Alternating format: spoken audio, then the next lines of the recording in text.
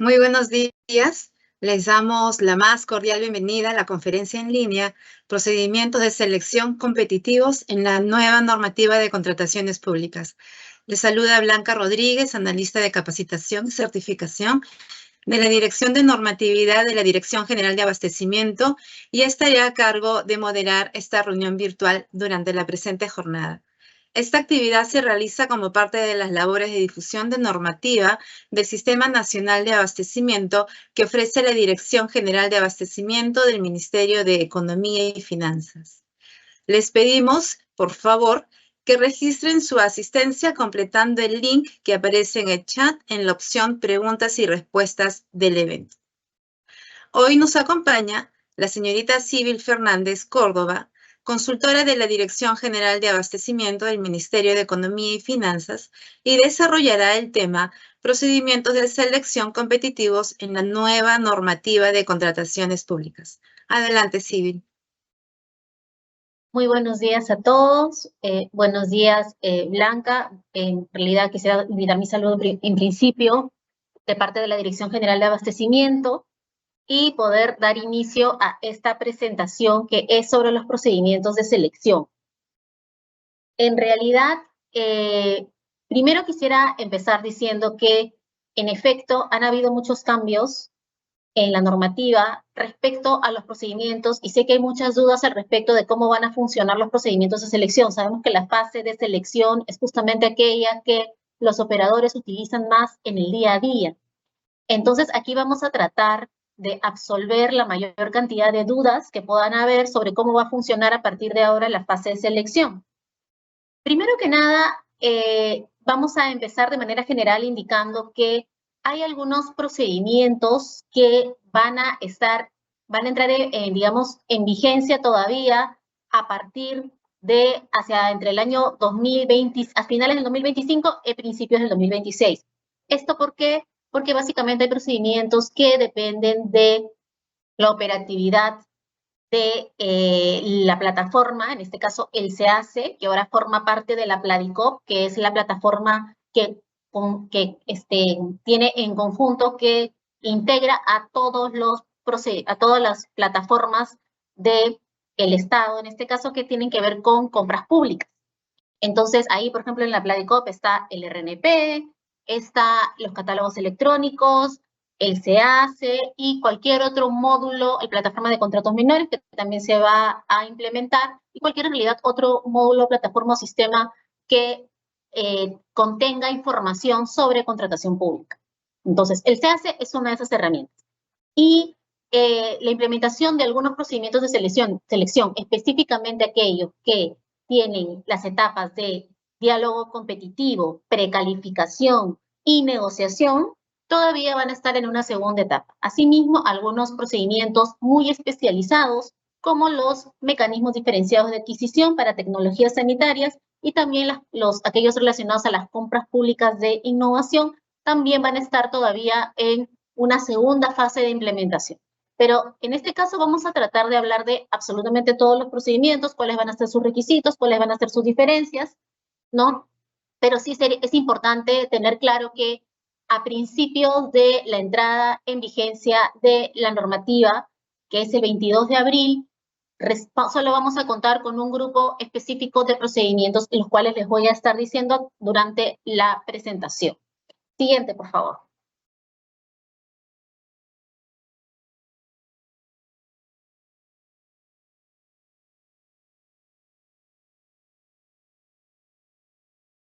Siguiente, por favor. De acuerdo. Vamos a empezar con los conceptos generales. En el esquema del reglamento es muy importante conocer cuáles son los conceptos, ¿no?, que son los que caracterizan a los procedimientos de selección. Entonces, hay algunos conceptos nuevos, otros que ya conocemos, y la idea es que aquí vayamos un poco familiarizándonos con estos conceptos. Por ejemplo, uno por el cual han preguntado mucho es el anuncio de contratación futura. ¿Qué cosa es el anuncio de contratación futura? Primero que nada, es un medio para dar a conocer muy temprano a todos los potenciales proveedores que podrían estar interesados en el procedimiento de selección, ¿no?, que este se va a convocar en algún momento del año.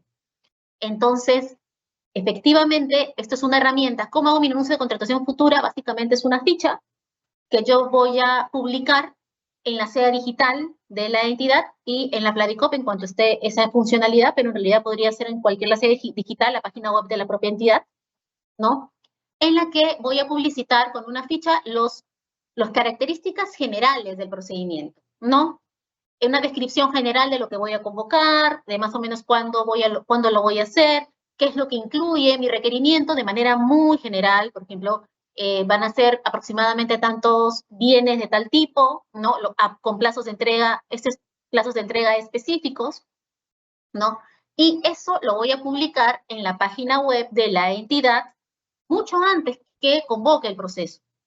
Entonces, ¿qué va a permitir eso? Que los proveedores sepan, oye, mira, las características de este procedimiento que está previsto en el PAC de la entidad, más o menos van a ser así, van a ser en esta fecha, y permite que los proveedores tomen conocimiento muy temprano de esto, ¿no? ¿Y qué es lo que me permite esto para la entidad? El hecho de haber publicitado mi contratación, de haber tenido, digamos, esta gestión previa de anunciar a mis proveedores desde muy temprano que voy a convocar este proceso que tiene estas características para que los proveedores se preparen desde mucho antes, eso me va a permitir que mi procedimiento de selección tenga plazos más cortos. ¿De qué manera? En determinados procedimientos de selección, no en todos, en los procedimientos que lo permiten, van a poder, esos famosos plazos de 22 días hábiles que hay entre la convocatoria y la presentación de ofertas, va a poder reducirse, ¿no? Se va a poder reducir gracias a que yo en su momento publiqué mi anuncio de contratación futura. Hay un plazo mínimo para conseguir esta posibilidad de que mi proceso sea más corto, que es que este anuncio lo haya publicado con más de 40 días calendario de anticipación a la fecha de mi convocatoria. Si cumplo ese requisito, si por ejemplo yo soy una entidad que, digamos, en el mes de marzo, que ya más o menos sé todos los procesos que me se van a venir en febrero o marzo, ¿no? Hago el esfuerzo de hacer mi anuncio de contratación futura, de publicarlo, de dar una descripción del requerimiento y publicarlo y publicitarlo, lo que voy a poder hacer es que luego, cuando ya convoque mis procedimientos, estos procedimientos puedan tener plazos más cortos, ¿no? Y no los mínimos que te pide la normativa, sino que voy a poder convocar con plazos más cortos. Entonces, esta es la ventaja que te da el anuncio de contratación futura, pero en realidad su principal objetivo es que los proveedores tomen conocimiento temprano de esto que la entidad va a convocar, de alguna manera para poder fomentar la participación de más proveedores en los procedimientos de selección.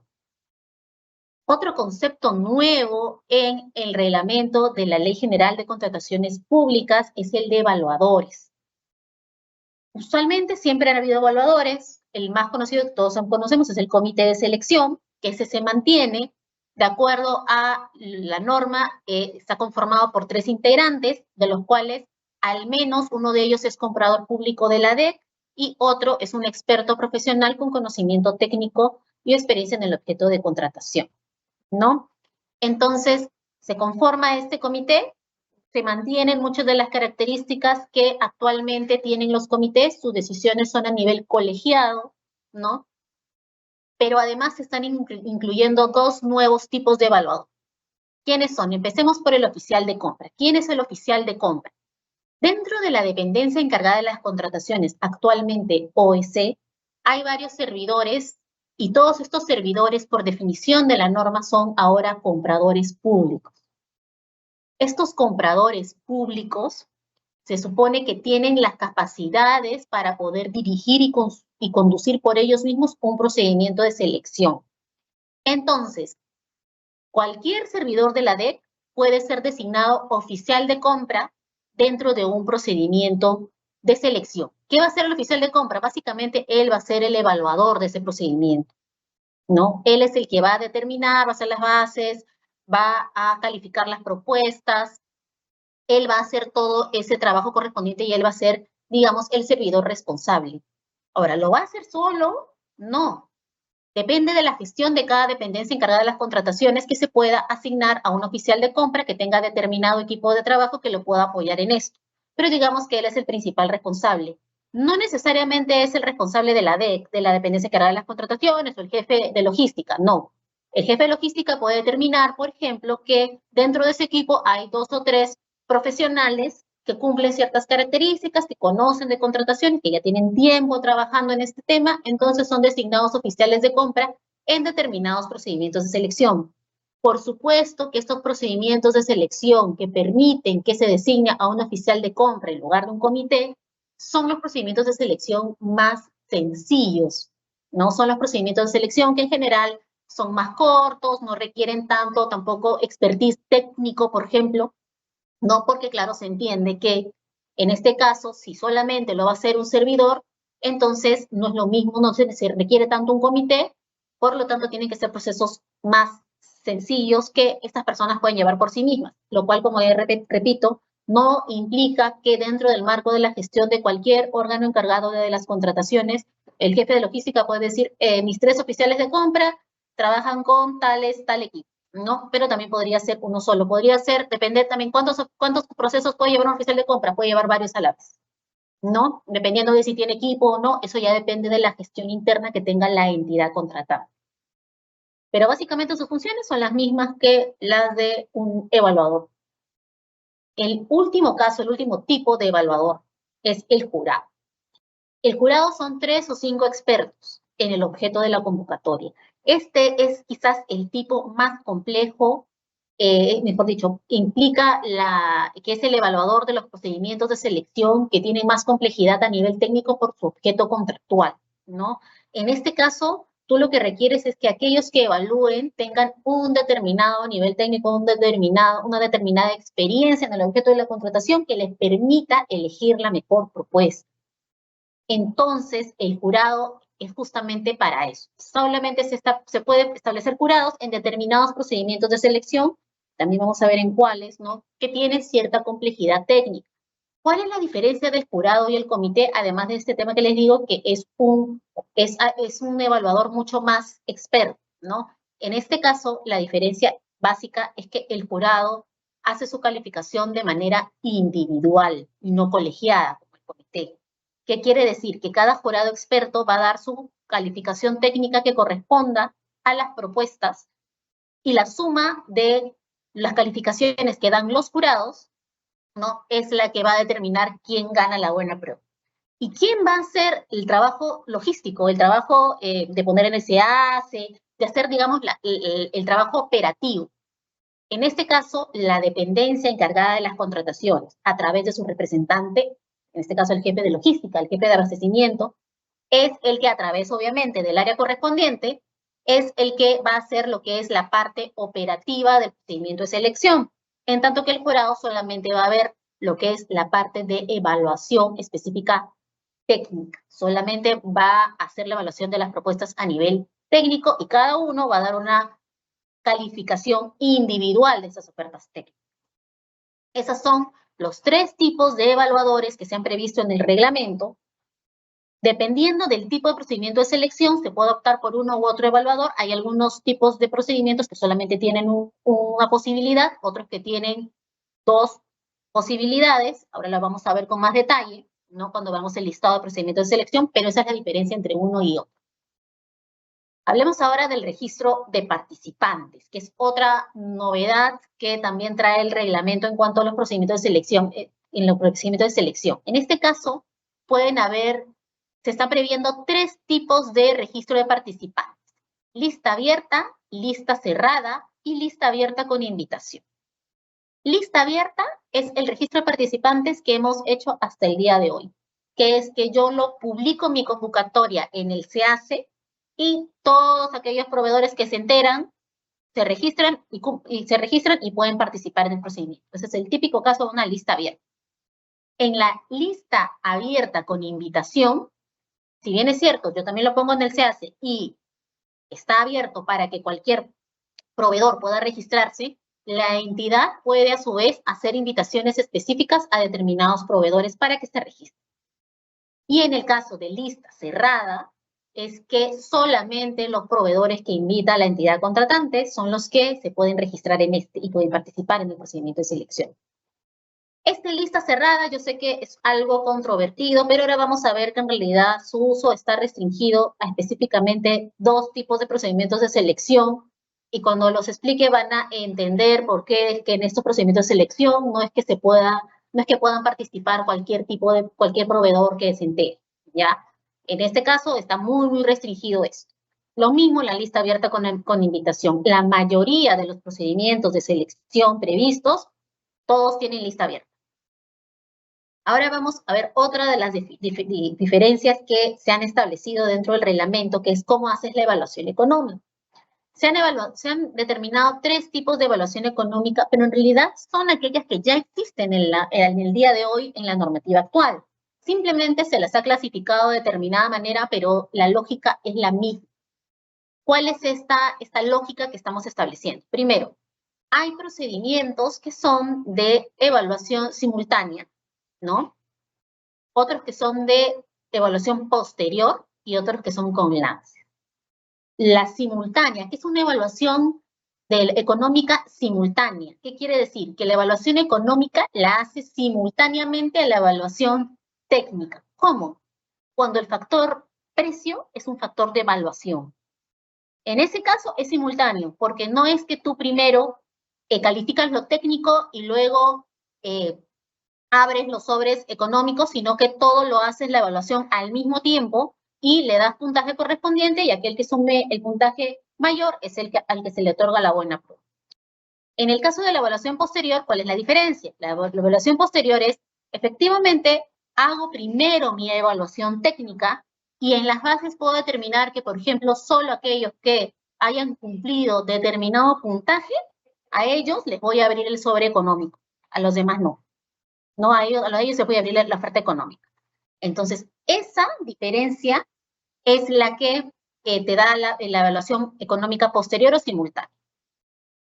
La última es una ya conocida, que es la que es con lances, que es básicamente la de la subasta inversa electrónica, ¿no? Que es los postores mejoran los montos de sus ofertas a través del sistema y la evaluación de los requisitos de calificación, ¿no? Se hace de manera posterior. Pero en principio es el que oferta menos es al que le otorgo la buena pro. ¿Qué es la subasta? Este es el caso específico de la subasta inversa electrónica. Ahora sí, vamos a entrar a los procedimientos. Siguiente, por favor. Este es un primer grupo de procedimientos que son las licitaciones públicas.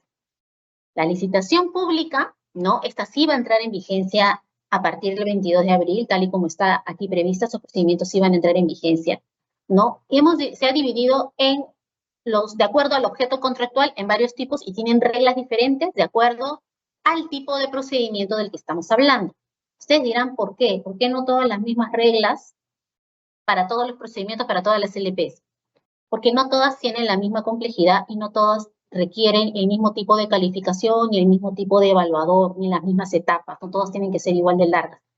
La complejidad del procedimiento depende, en este caso, de acuerdo al reglamento, de la complejidad del objeto contractual. No tanto ni siquiera respecto al monto, sino a las características específicas del mercado de ese objeto contractual, ¿no? Y determinadas condiciones que no necesariamente son el monto o que sea bienes u obras o consultorías.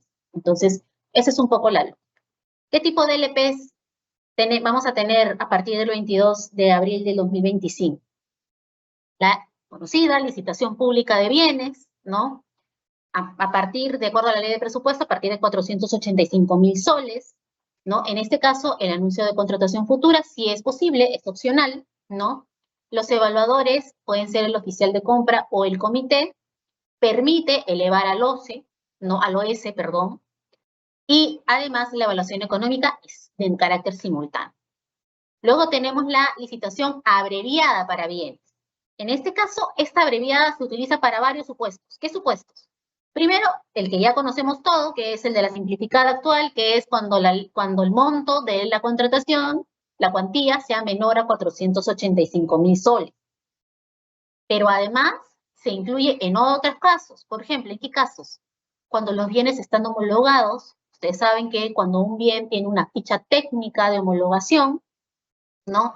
Puedes no usar el procedimiento largo que le correspondería por su monto de licitación pública puedes hacer un procedimiento más abreviado porque ya la parte del requerimiento ya está fijo, porque ya está homologado. Entonces, en este caso, puedes hacer una licitación abreviada para bienes.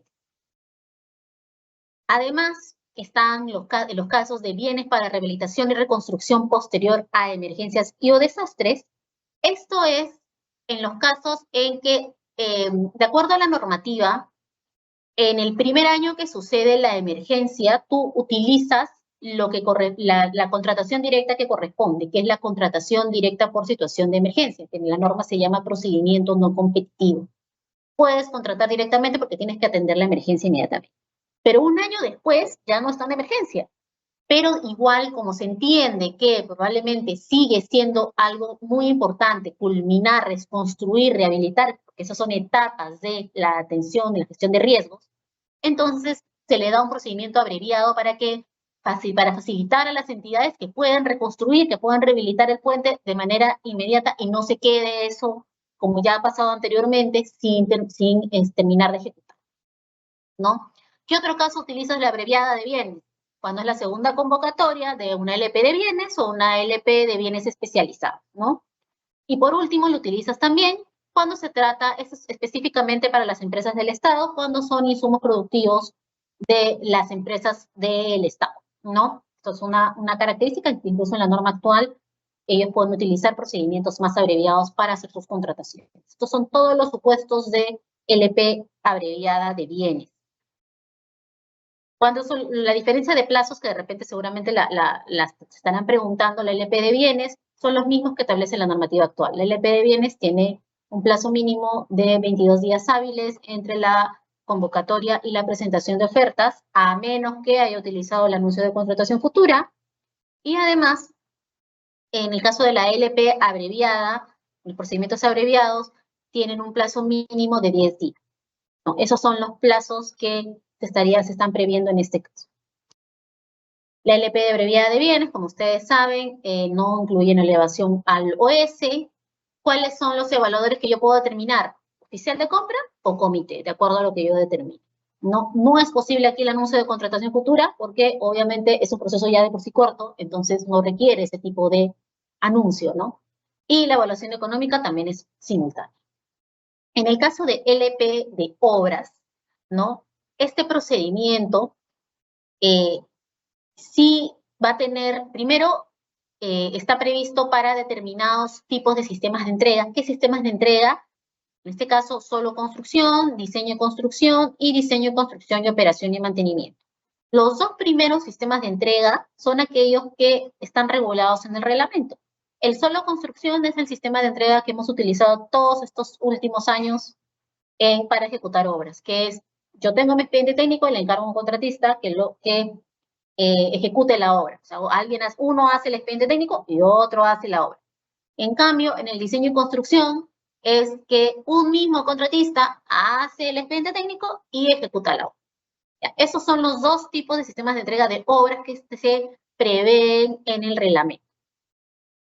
Adicionalmente, se prevén otros sistemas de entrega, entre ellos el diseño y construcción, operación y mantenimiento, pero para el uso de este utilizas un contrato estandarizado. Ya no está regulado en la norma, sino que solamente va a estar habilitado para aquellas entidades que en una primera etapa estén habilitadas para utilizar estos tipos de contratos. Luego tenemos lo que es la LP abreviada para obras. También se utiliza para los dos sistemas de entrega que se prevén en la normativa, ¿no? Que son solo construcción y diseño y construcción. Y bueno, la diferencia entre el LP para obras y la LP abreviada para obras es básicamente el monto.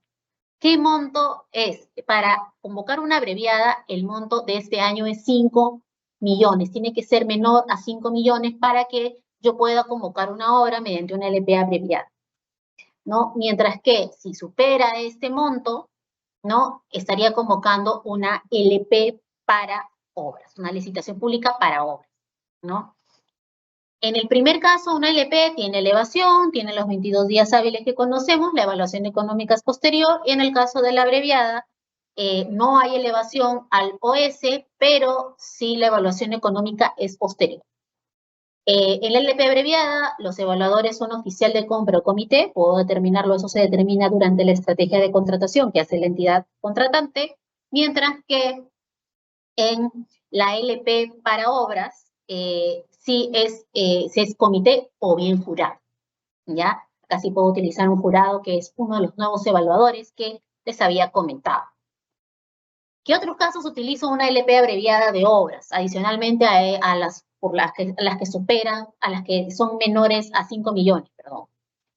Una vez más, las obras relacionadas a rehabilitación y reconstrucción posterior a emergencia y desastre. En el primer caso hablamos de los bienes necesarios para la rehabilitación y reconstrucción. Por ejemplo, pueden ser tractores o similares. En este caso estamos hablando de ya obras de rehabilitación y reconstrucción posterior a emergencia.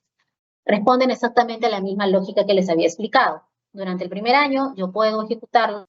Adicionalmente a los casos de obras que no superen 5 millones, la LP abreviada se puede utilizar para obras de rehabilitación y reconstrucción posterior a emergencia a desastres, ¿no? Siempre y cuando se realicen un año después de la emergencia, porque en ese primer año, en realidad, lo que correspondería es hacer una contratación directa, ¿no? Posterior a eso, hay un procedimiento abreviado para facilitar que estas obras de rehabilitación y reconstrucción puedan ser convocadas, porque muchas veces durante la emergencia especialmente hay muchos problemas para lo que es la formulación del expediente técnico y poder realizar las convocatorias. Entonces, para evitar que estas obras se queden sin hacer, porque muchas veces logran prevenir eventos futuros de desastre, entonces es que se está facilitando y dando esta posibilidad en el caso de la SLP abreviada de obras. Adicionalmente, otro caso típico es la segunda convocatoria del EP de obras y del EP de obras con precalificación, ¿no? Que en estas segundas convocatorias también puedo utilizar una LP abreviada. En la LP abreviada puedo utilizar un oficial de compra o también puedo utilizar y designar a un comité, depende de lo que se determine, ¿no? ¿Quién lo determina? La autoridad de gestión administrativa en este caso, ¿no? O aquel a que haya delegado la función de la designación correspondiente, ¿no? No hay una elevación a o S en este tipo de procedimientos y la evaluación económica es posterior. Siguiente, por favor. Solo para mencionar que en todas las licitaciones públicas que mencionamos anteriormente, en todos la lista del registro de participantes tiene lista abierta. Quiere decir que cualquiera puede ver en el CAC la convocatoria y registrarse como participante. Pasemos a lo que es el concurso público, ¿no? Estos son los procedimientos que sí van a estar vigentes para el 22 de abril de 2025, fecha en la que entra en vigencia la ley y el reglamento. ¿Cuáles son? El concurso público de servicios, el concurso público para consultorías y servicios de mantenimiento vial, el concurso público abreviado y el concurso público abreviado para la contratación de expertos y gerentes de proyectos. Vamos a explicar cada uno de ellos. El concurso público de servicios ocupa todos los tipos de servicios que haya, ¿no? Incluyendo las consultorías, ¿no? Y se da cuando la cuantía es menor a 485.000 soles, de acuerdo a la ley de presupuesto. En este caso, el anuncio de contratación futura es opcional, quiere decir que sí lo puedo, si hago mi anuncio de contratación futura, puedo hacer que este procedimiento de 22 días hábiles pase a menor plazo, ¿no? Además, los evaluadores que puedo designar en este caso son oficial de compra o comité, si hay elevación al OS y la evaluación económica es posterior, ¿no? A diferencia de lo que estamos viendo que la licitación pública la evaluación era simultánea, en este caso es posterior, ¿no? También en lo que es el siguiente proceso es el concurso público para consultorías y servicios de mantenimiento vial. Este concurso público está pensado para consultorías de obra, también esto incluye las consultorías de obra y también para los servicios de mantenimiento vial. Los servicios de mantenimiento vial son aquellos que el Ministerio de Transportes y Comunicaciones convoca específicamente para ese tipo de servicios que es un procedimiento que ellos ya tienen bastante experiencia y bastantes años ejecutando, ¿no? Un tipo de procedimiento. Y ¿cuáles son las características de estos procedimientos que van a ser para consultorías? Es en realidad un poquito más complejo que el concurso público de servicios y por eso se está considerando que en este caso sí puede haber la designación de jurados, ¿no? Y no se permite la designación de oficial de compras porque se entiende que este proceso es un poco más complejo, ¿no? ¿Hay elevación al OS? Sí, y la evaluación económica es posterior. Y el anuncio de contratación futura, en este caso también se puede publicar, y si lo publico puedo recortar mis plazos y es opción. En el caso del concurso público abreviado, primero, que es un poco lo que conocemos, cuando no supere la cuantía de 485.000 soles. Si mi servicio o consultoría de obra no supera este monto, yo hago mi concurso público abreviado. Igualmente se utiliza para los servicios homologados, como explicábamos en el caso de la licitación pública abreviada. Acá se repite lo mismo, si mi servicio está homologado, puedo hacer un procedimiento abreviado, no necesito hacer un procedimiento largo, independientemente de la cuantía que tenga este procedimiento.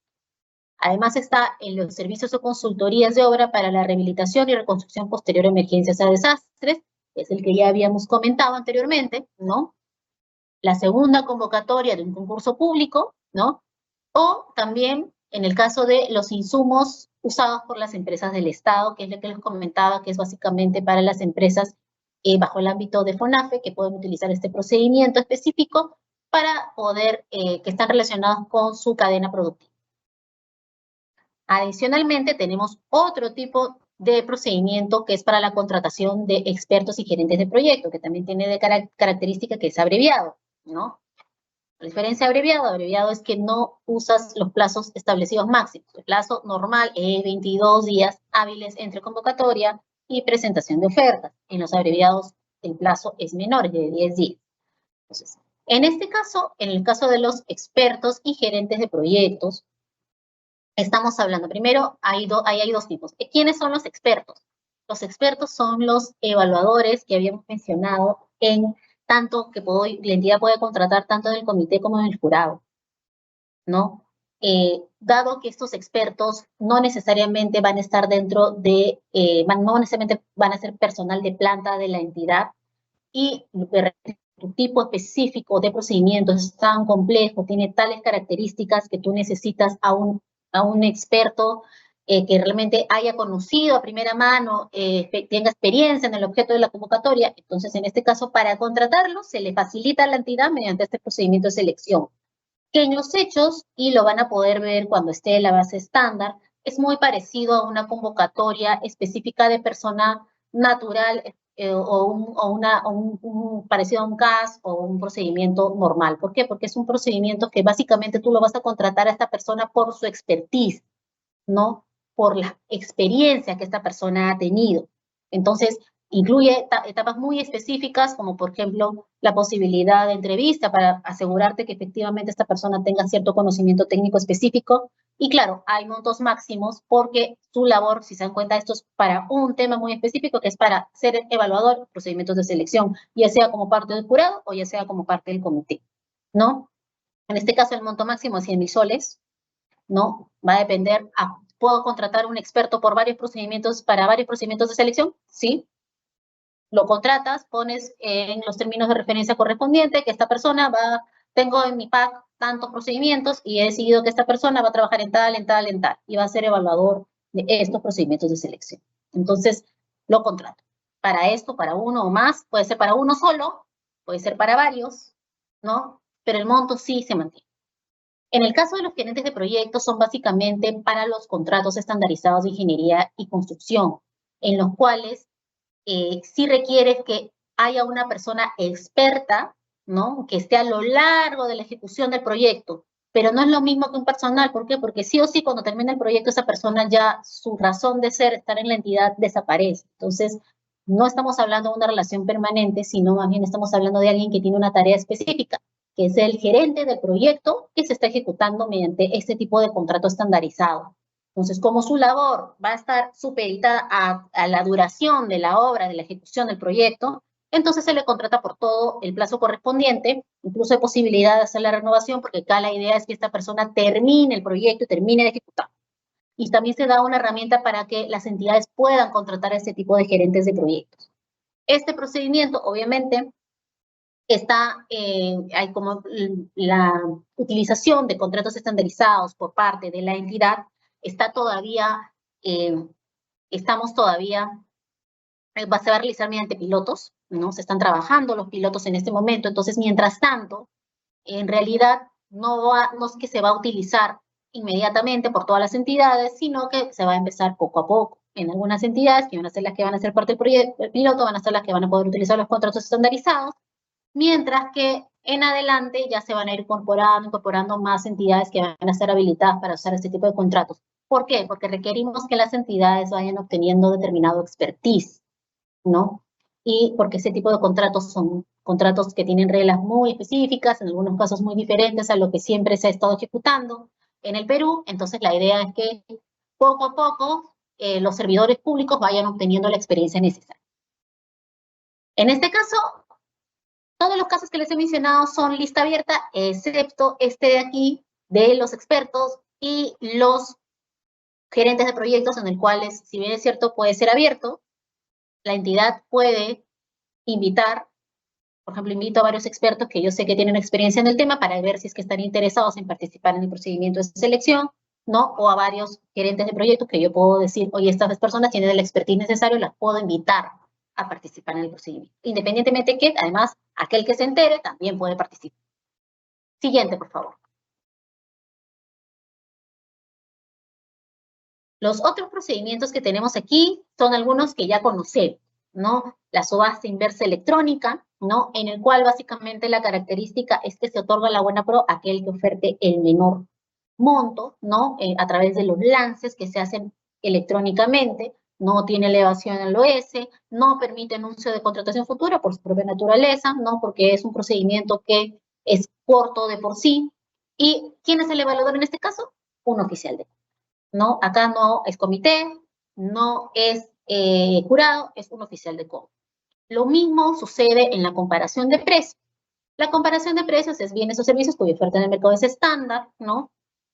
Y también, en este caso, la EDGA también va a emitir un listado en el cual se puede dar algunos otros bienes y servicios que puedan ser utilizados y contratados mediante la comparación de precios, ¿no? Y la cuantía no puede superar los 100.000 soles, ¿no? En este caso, básicamente, tú vas a hacer una, en el caso de comparación de precios, sí es uno de los supuestos de lista cerrada. ¿Por qué? Porque aquí yo voy a invitar directamente a al menos algunos proveedores, 3 proveedores, en los cuales para que me oferten, ¿no? Y coticen lo que estoy solicitando, y si el que acepta y cumple el requerimiento es aquel al que se lo otorga. En este caso estamos hablando de una lista cerrada, ¿ya? Es uno de los pocos procedimientos que tienen en la norma la posibilidad de que tenga lista cerrada, ¿no? Es decir, la entidad simplemente invita a los que considere de acuerdo a la indagación de mercado, el interés de mercado que hubiera hecho, y a esos proveedores son los que invitan, ¿no? ¿Por qué? Porque son bienes que usualmente son de menor monto, son estándares en el mercado, entonces la idea es facilitar que la entidad pueda obtener lo que desee. Por último, tenemos el concurso de proyectos arquitectónicos y urbanísticos. La característica principal de este procedimiento de selección es que el factor de evaluación que va a pesar más en este procedimiento de selección es la propuesta de diseño que se presente. Acá sí o sí va a haber un jurado, que es el que va a determinar esta propuesta de diseño, ¿no? Y además, a diferencia de la normativa actual, en la normativa actual esto solamente está para lo que es la elaboración de expediente técnico. Ahora estamos incluyendo que incluso puedes hacerlo para convocar una obra bajo el sistema de entrega de diseño y construcción, ¿no? Esto es para fomentar también que se hagan buenas propuestas de diseño en las obras, ¿no? En este caso, el anuncio de contratación futura, si es posible, es opcional. Los evaluadores sí o sí son jurados. Hay elevación OS y la evaluación económica es posterior. Siguiente, por favor. Todos estos procedimientos que voy a mencionar en adelante todavía no van a estar vigentes al inicio ya de la entrada en vigencia en la norma, van a estar vigentes posteriormente. La licitación pública para bienes especializados, la licitación pública de obras con precalificación y el concurso público con precalificación. En este caso, en la licitación pública para bienes especializados, ¿cuándo es que la voy a utilizar? La voy a utilizar cuando mi sistema de entrega de los bienes que estoy adquiriendo, sea llave en mano o llave en mano con mantenimiento. Si mi monto es mayor a 2 millones, voy a utilizar este tipo de procedimiento de selección. ¿Puedo obtener anuncio de contratación futura? Sí, es opcional. El evaluador es comité jurado, hay elevación al OS y la evaluación económica es posterior.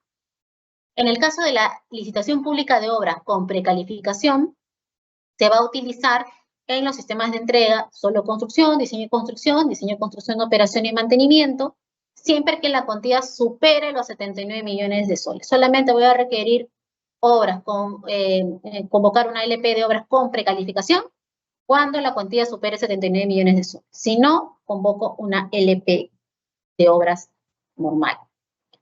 En el caso de concurso público con precalificación, se utiliza para consultorías de obra, servicios de mantenimiento vial o servicio especializado de gestión de instalaciones, también cuando la cuantía supere los 2 millones de soles. En este caso, también el anuncio de contratación futura es opcional. El evaluador puede ser el comité o un jurado, hay elevación al OS y la evaluación es posterior. La evaluación económica es posterior. En todos estos procedimientos, el registro de participantes tiene lista abierta. Quiere decir que cualquiera puede participar. Siguiente, por favor. Otros procedimientos que también van a estar todavía más adelante, el siguiente año, son los procedimientos que tienen diálogo competitivo, ¿no? O negociación. Primero voy a tratar de explicar qué es un diálogo competitivo y qué es una negociación, cuáles son las diferencias entre ambos. En el diálogo competitivo, la entidad tiene que sustentar, ¿ya? Yo, entidad, voy a sustentar que yo, dado las características de lo que quiero, de mi necesidad, ¿no?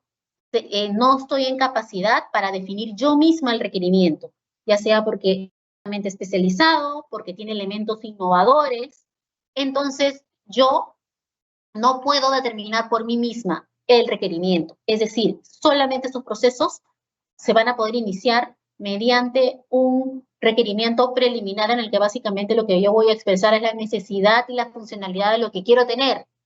Pero ya las características específicas y cómo se va a conformar el requerimiento es justamente lo que se va a dialogar durante estas rondas que se van a realizar en el proceso. Es un proceso en el cual para cosas muy específicas, en este caso es para bienes altamente sofisticados, ¿no? Cuando cuantía supere los 2 millones, o para ejecutar obras con procedimientos con sistemas de entrega de integrada de proyecto o de alianza, ¿no? Que incluyan formulación, cuyos montos sean mayores a 69 millones de soles. Este procedimiento que les he mencionado se utiliza obligatoriamente en contrato estandarizado, ¿no? Entonces, este tipo de procedimiento, por sus características, de alta complejidad, sí o sí requiere un jurado, no tiene elevación OS, porque obviamente la idea es que tú armes el requerimiento conjuntamente con los proveedores que están participando, con los postores que están participando. Vas eliminando a los postores a medida que vas realizando las rondas correspondientes y se va cerrando el requerimiento, ¿no? Esto también, además, adicionalmente está lo que es la negociación, que eso es otro supuesto diferente. La negociación es la que se va a utilizar básicamente para los procedimientos que se van a hacer con contratos estandarizados, porque solamente se puede utilizar en obras que tengan los sistemas de entrega que requieren la utilización de un contrato estandarizado. En este caso, la integrada de proyecto alianza, la gestión del diseño y construcción al riesgo y la gestión de diseño y construcción de agencia, independientemente del monto. En este caso, ¿qué es lo que negocio? Acá sí tengo mi requerimiento hecho, acá sí tengo mi proyecto, tengo claro qué es lo que necesito, pero lo que se va a negociar son las condiciones contractuales. Y eso es algo que se va a hacer entre todos los postores. Todos estos casos, cuando yo hablo de rondas de diálogo, rondas de negociación, todo se va a hacer en el CAC y va a ser de manera transparente, de todo va a haber acta, y la idea es que esto sea la negociación, diálogo, lo que sea que se haga de manera transparente. Que la entidad no va a haber ningún tipo de secreto, todas estas reuniones, todos estos diálogos que se hagan van a ser transparentes. Lo único que se va a mantener en reserva, obviamente, es aquello que la normativa dice que es confidencial, ¿no? Por ejemplo, temas de secreto comercial muy específicos que de repente sea necesario revelar durante la negociación. Todo lo demás es público. La misma lógica se repite en el concurso público con diálogo competitivo, ¿no? En este caso, este concurso está pensado cuando, una vez más, requisito primero para hacer un diálogo competitivo, que yo sustente con el informe técnico correspondiente, que como entidad no puedo definir por mí misma el requerimiento.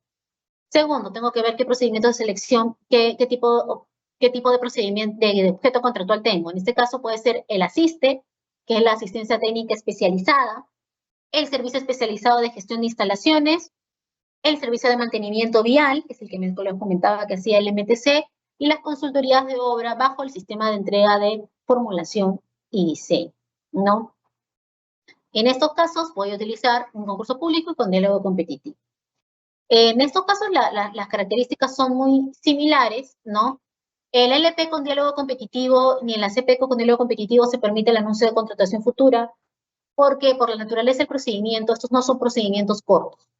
Empezamos por el hecho de que yo voy a armar con los postores, después de un diálogo, de un diálogo competitivo, voy a armar el requerimiento. Obviamente no estamos hablando de un procedimiento que se va a hacer pues rápidamente. No, así les permitamos a las entidades hacer anuncio de contratación futura, no lo van a poder hacer en poco tiempo, porque la idea, ese es un proceso en realidad que sí toma su tiempo, porque justamente también es para temas muy especializados y muy específicos, no es para todo, ¿no? El LP con negociación sí hay, pero es opcional. Todos estos procedimientos, dadas sus características, todos tienen jurado y no hay elevación al OIC, ¿no? Siguiente, por favor. Otros procedimientos, estos ya son mucho más sofisticados todavía, que también no van a estar en vigencia inmediatamente, van a estar, incluso algunos de ellos requieren pilotos para poder iniciarlos, o sea, estos son procedimientos también muy específicos. Es la licitación pública para mecanismos diferenciados de adquisición. Este es un tema muy específico que lo convoca MINSA o los actores correspondientes al sector salud para tecnologías sanitarias, ¿no? Y tienen unas características muy específicas, por eso estamos hablando, este es el otro procedimiento que les comentaba que tiene lista cerrada. O sea, son dos, de todos los procedimientos que hemos comentado, los que tienen lista cerrada son la comparación de precios y este de aquí. En este de aquí, ¿por qué? Porque aquí haces una negociación directamente solamente con aquel que tiene los derechos, ya sea los derechos de comercialización o el fabricante de la tecnología sanitaria. No lo puedes hacer con nadie más, porque primero nominas, priorizas a determinada tecnología sanitaria. Esto no es que lo van a utilizar para todos los medicamentos ni nada, esto es solamente para temas muy específicos en los cuales haya habido una nominación o procedimiento en el que primero se hayan priorizado determinadas tecnologías, se haya determinado qué tecnología pasa a este tipo de procedimiento y se inicia la negociación de esto. Este procedimiento, una vez más, también por sus características, es un procedimiento largo, no es un procedimiento que se haga de manera rápida, ni va a ser para todas las tecnologías, ni nada, al contrario, es un procedimiento muy específico. En este caso también la idea es trabajarlo mediante pilotos, ¿no? Dadas sus características muy especiales.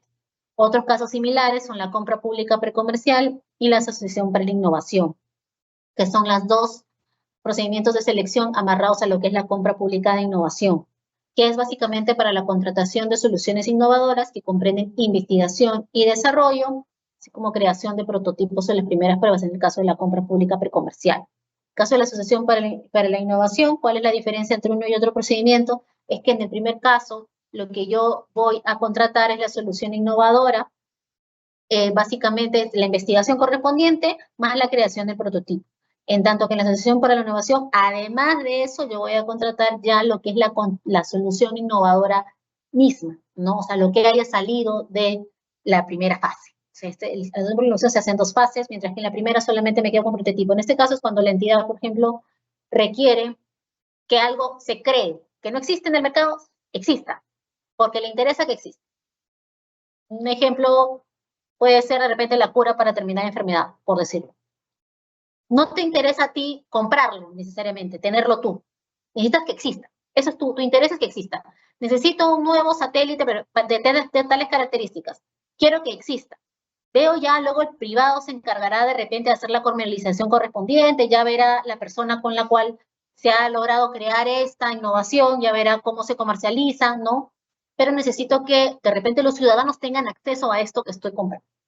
Nada más, eso es mi interés. En cambio, en el otro caso, lo que quiero ya es comprar esa solución, ¿no? Ya necesito eso yo como Estado para cumplir las finalidades públicas correspondientes. Siguiente, por favor.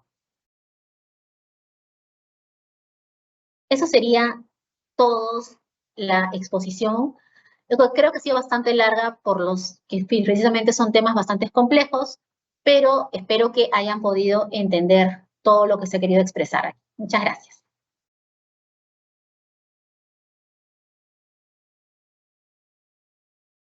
Gracias, Sibyl, por la exposición.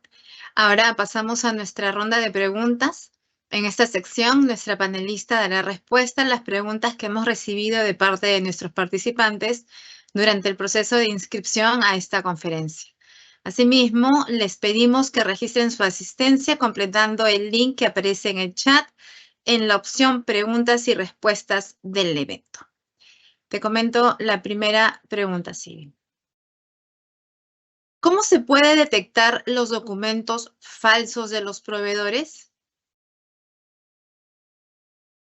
Todos los documentos en realidad están sujetos a lo que es el principio de presunción de veracidad. Todo lo que te presenta el administrado está sujeto a este principio. En realidad la entidad no es porque tenga alguna sospecha, no es que va a rechazar algún documento, ¿no? Esto pasa por un procedimiento de verificación posterior correspondiente en la cual se puede determinar si el proceso es falso o no. ¿Cómo lo puedo hacer? Si, por ejemplo, la carta dice que lo ha emitido tal empresa, le pregunto a esa empresa si efectivamente ha emitido ese documento. Esa es la manera más simple de hacer una verificación posterior de documentación. Siguiente pregunta. ¿Cuándo publicarán las bases estándar para los procedimientos en el nuevo marco normativo? La idea es publicar las bases estándar de manera previa a la entrada en vigencia de la ley y el reglamento para que las entidades y los proveedores puedan conocerlas y también puedan expresar las dudas que puedan tener al respecto. Ok, siguiente pregunta. ¿Qué sucederá con los responsables de logística que cuentan con certificación nivel básico? Entiendo que la preocupación un poco está relacionada con que si se está estableciendo determinados niveles, ¿no? Para cumplir ciertas tareas dentro de la dependencia que hará la contrataciones, en este caso para ser evaluador, según la norma requieres nivel intermedio, pero ese requisito es de implementación progresiva, no va a ser inmediato.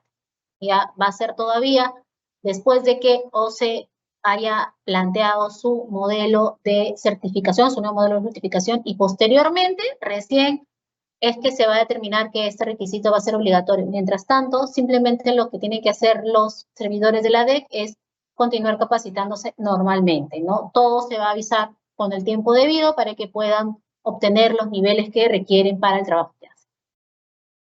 Ok, siguiente pregunta. ¿Cuál es la diferencia entre los supuestos de procesos no competitivos y los supuestos de contratación por casos de emergencia? Los procedimientos no competitivos incluyen varias causales, entre las cuales una de ellas es la situación de emergencia. Y de hecho está en el listado de la ley en el que se mencionan todos los procedimientos de selección competitivo, pero el de emergencia además tiene una regulación específica que está en el capítulo de emergencias del reglamento, pero es una de las causales de procedimiento no competitivo. Ok, gracias. Siguiente pregunta. ¿Cuáles son los principales cambios en los procedimientos de selección con la nueva normativa de contrataciones públicas? Bueno, es un poco todo lo que hemos mencionado durante esta exposición. La idea era poder hacer que la complejidad del procedimiento no dependa tanto del monto de sino de las particularidades, primero de las condiciones de mercado, de los proveedores y de lo propio objeto contractual. Ok, siguiente pregunta. ¿Hasta qué punto la nueva norma hereda la reserva de publicidad del valor estimado de la ley 30.225? Lo que te dice el reglamento es que cuando el valor estimado, la cuantía, en este caso no hay un valor estimado ni un valor referencial en la nueva norma, la cuantía, la entidad puede determinar si la hace pública o no la hace pública, ¿no? Eso es una determinación, excepto cuando esta cuantía es punto de referencia para las ofertas, ¿no? ¿Qué es punto de referencia para las ofertas? Es básicamente cuando en tu procedimiento de selección, que eso es para determinados objetos contractuales, has determinado que no puedes superar el monto de lo que vas a ofertar a determinado porcentaje de la cuantía, ¿no? Es eso básicamente. Ok, siguiente pregunta.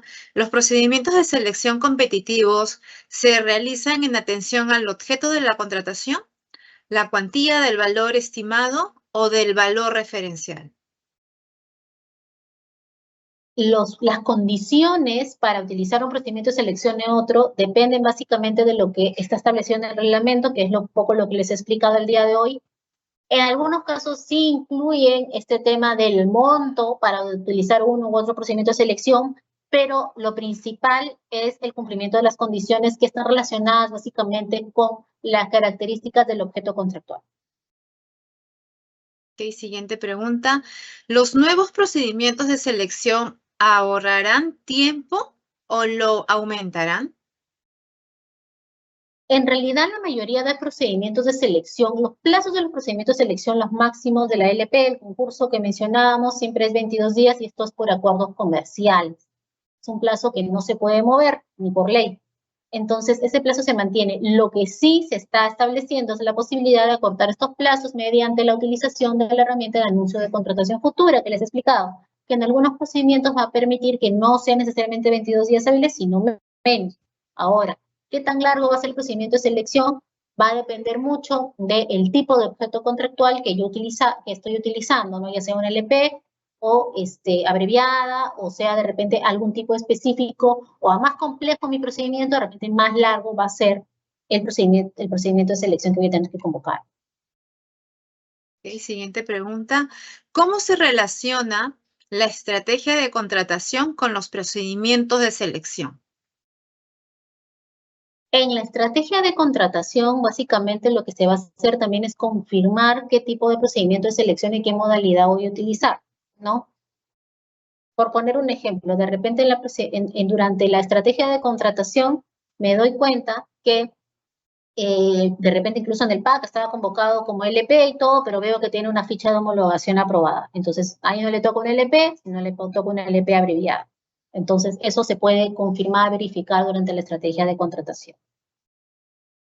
Ahí también voy a determinar si requiero jurado, si requiero otras características, cómo va a ser la evaluación, todo lo demás. ¿Sí?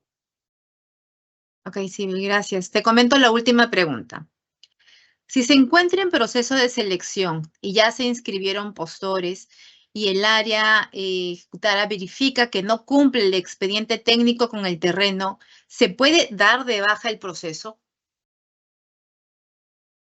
En realidad, ahí tendremos una situación compleja porque en realidad esos requisitos, ¿no? Tendrían que haberse visto desde el principio en cuanto al momento primero que hiciste tu estrategia de contratación para poder convocar este proyecto o esta obra, ¿no? Si no, ahí corresponde lo que es la nulidad del procedimiento. No es algo que tú te puedas dar cuenta a mitad del procedimiento. En realidad es algo que tendrías que haber visto de manera previa. Si esa es la última pregunta, Blanca, entonces, primero que nada, agradezco a todos los que han podido escuchar este webinar, esta capacitación. Les agradezco mucho y espero que hayan quedado claros los conceptos que se han compartido el día de hoy. Muchas gracias. Gracias, Sibyl, por tu participación en este evento. Bien, he de comentarles que desde el año 2021 el Ministerio de Economía y Finanzas cuenta con el Código de Conducta de los órganos que integran la administración financiera del sector público, el cual fue aprobado mediante Resolución Ministerial 330-2021-EF/47. Este instrumento de integridad explica conductas de actuación que reafirman el compromiso de probidad de los servidores que integran los órganos rectores del SAFI con las entidades de los 3 niveles de gobierno a fin de generar credibilidad y confianza.